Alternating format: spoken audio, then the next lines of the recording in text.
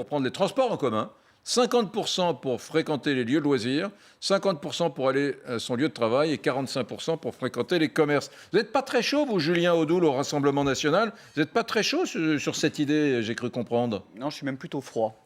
Plutôt froid parce que je considère que cette question est absurde. Absurde puisque le gouvernement est incapable aujourd'hui de vacciner tous les Français qui le souhaitent. Donc parler aujourd'hui de passeport vaccinal est totalement illusoire. On parle pour le printemps, c'est pour le printemps. Et moi, c'est vrai que je suis relativement inquiet de la facilité qu'a ce gouvernement à penser, à créer, ou en tout cas à mettre sur le débat public des mesures qui sont liberticides. On l'a vu avec ce projet de loi qui avait été déposé à l'Assemblée nationale 3 jours avant Noël, donc qui limitait un certain nombre de libertés, notamment à l'accès aux services publics, l'accès au transport, pour les personnes qui ne se feraient pas vacciner. Alors que la liberté devrait être au cœur de cette campagne de vaccination. Liberté, excusez-moi, liberté pour tous les Français qui le souhaitent de se faire vacciner. Cette liberté n'existe pas, parce que vous avez un grand nombre de Français qui souhaiteraient et qui ne le peuvent pas aujourd'hui. Et liberté aussi pour tous les Français qui aujourd'hui, il y en a 40 à 45% à ce jour, qui ont des inquiétudes, qui ont des doutes, qui préfèrent attendre. Et c'est leur droit. C'est leur droit au regard de la communication du gouvernement, qui, il faut le dire, a été totalement lamentable sur ce sujet, et qui n'a rien fait pour rassurer les Français. Et puis des Français qui ne veulent pas ce vaccin. Voilà, tout simplement. Il faut respecter leur liberté et il faut leur garantir la possibilité de vivre librement. Vous savez, en revanche, quand vous parlez de liberticide, demandant à un monsieur qui, dans le restaurant, j'imagine, est fermé comme tout le monde, s'il a la liberté de travailler. Puis moi, je vais vous dire une chose, je fume. Peut-être pas vous, mais je fume. Quand je vais au restaurant, je ne fume pas beaucoup, mais je fume. Je ne fume pas au restaurant. Si je veux fumer, je fume dehors. Donc, c'est un choix, c'est ma liberté de fumer, mais lorsque je vais dans un restaurant, dans un bar, boire un verre avec des copains, je fume pas parce que c'est comme ça.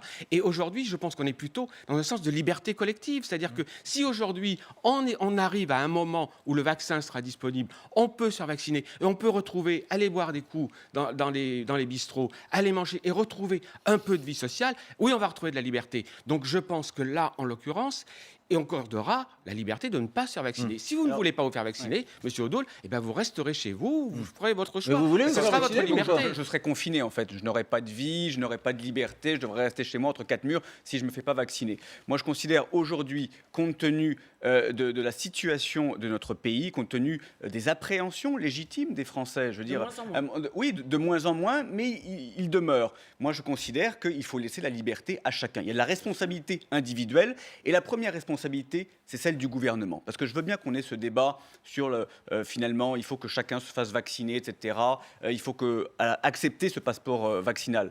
Mais on n'a pas eu ce débat sur le contrôle des frontières il y a 1 an. C'est incroyable quand même qu'aujourd'hui, après 1 an de retard, la première mesure qui était essentielle pour limiter la propagation du virus et pour permettre notamment à nos restaurateurs, à nos commerces de rester ouverts aussi, parce que si le virus a explosé dans notre pays et en Europe, c'est parce que les frontières ont été ouvertes. Ça, ce débat, on ne l'a pas eu.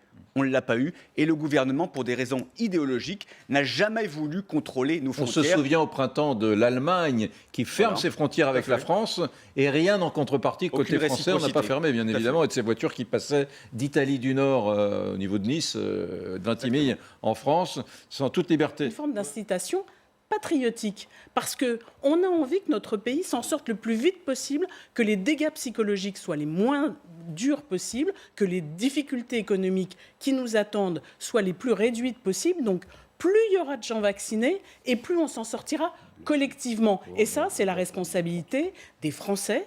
Et je suis étonnée qu'un parti comme le Rassemblement national ne relève pas ce drapeau-là. Oui. Alors, ce serait au prix de nos libertés fondamentales et individuelles. Si vous parlez de patriotisme, oui. Le vrai patriotisme, c'était comme l'a demandé Marine Le Pen il y a 1 an, c'était de contrôler nos frontières, de suspendre les liaisons avec la Chine. Non. Le vrai patriotisme, c'est qu'en février 2020, elle demandait justement à Agnès Buzyn: qu'en est-il des stocks de masques, qu'en est-il des tests, et qu'elle alertait justement et qu'on lui disait: circuler, il n'y a rien à voir, de toute façon le masque ne sert à rien, il ne faut surtout pas le mettre. Ça, c'était du patriotisme. Le vrai patriotisme, c'était quand Marine Le Pen, notamment, le 1er mai, demandait que pour préparer le déconfinement, le masque soit rendu obligatoire dans l'espace public. On lui riait au nez en lui disant mais c'est n'importe quoi. 2 mois après, le gouvernement y venait. Le vrai patriotisme aussi, c'était quand début décembre, Marine Le Pen demandait que pour que cette campagne de vaccination soit un succès, qu'on fasse appel à l'armée et qu'on passe des contrats avec les entreprises privées. Ça n'a jamais été fait. Donc en matière de patriotisme, en matière de responsabilité, je pense qu'on a eu raison depuis le début et que le gouvernement a tout raté. Bon, Au cinéma pourrait retrouver progressivement une vie sociale. Ça permet socialement de libérer la société du virus et ça permet aussi économiquement de faire redémarrer des secteurs qui en ont bien besoin. vous en pensez quoi, Julien Audoul? Ce que j'en pense, c'est que M. Lagarde et ses amis de l'UDI n'ont jamais voulu proposer le moindre contrôle aux frontières, était pour l'ouverture totale. Voilà. Et d'ailleurs, aujourd'hui, il faut bien dire que vous avez une liste de 42 pays où les ressortissants peuvent venir en France sans le moindre contrôle, sans le moindre test PCR, ce qui est scandaleux et ce qui est dangereux. Quel genre de pays? Ça ne cadre pas avec ce que nous disait notre journaliste à Orly, là. Les pays de la zone Schengen.